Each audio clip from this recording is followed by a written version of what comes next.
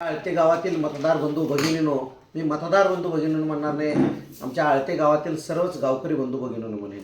आमच्या आळते गावामध्ये आज ही 2026 जिल्हा परिषदेची धामधूम चालू आहे, निवडणूक चालू आहे. उद्या सकाळी मतदान आहे. आता रात्रीचे जवळपास 10 वाजलेत. हा 10 वाजता मी व्हिडिओ बनवत आहे.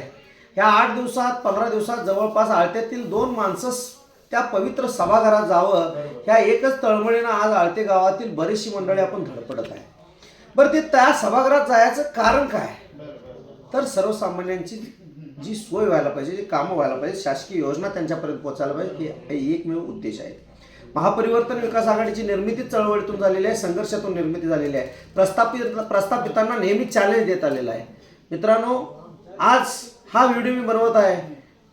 ह्या व्हिडिओमध्ये मी दुसऱ्याचं कोणाचं काय न सांगता आपल्या आळते गावातील 2 उमेदवार उभे राहिलेले आहेत. एक जिल्हा परिषदेसाठी अलका अशोक आळतेकर यांची चिन्ह आहे हात, आणि एक माणूस जो संघर्षातून आंबेडकरी चळवळीच्या संघर्षातून निर्माण झालेला माणूस आहे तो शिरीष रावसाहेब थोरात, आणि त्याचं चिन्ह आहे शिट्टी. उद्या सकाळी 10 वाजता आपल्याला मतदान करायचं आहे. तर मतदानामध्ये अशा प्रकारचं मशीन आपल्याला भेटेल. ह्या मशीनीमध्ये वरच्या बाजूला 1 नंबरला अलका अशोक कांबळे कंसात आळतेकर असं येईल, आणि त्यांचं चिन्ह असेल हात. हात या चिन्हासमोर आपल्याला जायचं आहे, आणि असा बजर होईपर्यंत आपल्याला बटन दाबायचं आहे. त्याच्याच खाली आपल्याला पंचायत समितीच्या गणातील मतदार दिसतील. त्यामध्ये 3 नंबरला शिरीष रावसाहेब थोरात हे नाव येईल, त्यांचं चिन्ह शिट्टी असेल, आणि या शिट्टी समोरील बटन दाबायचं आहे.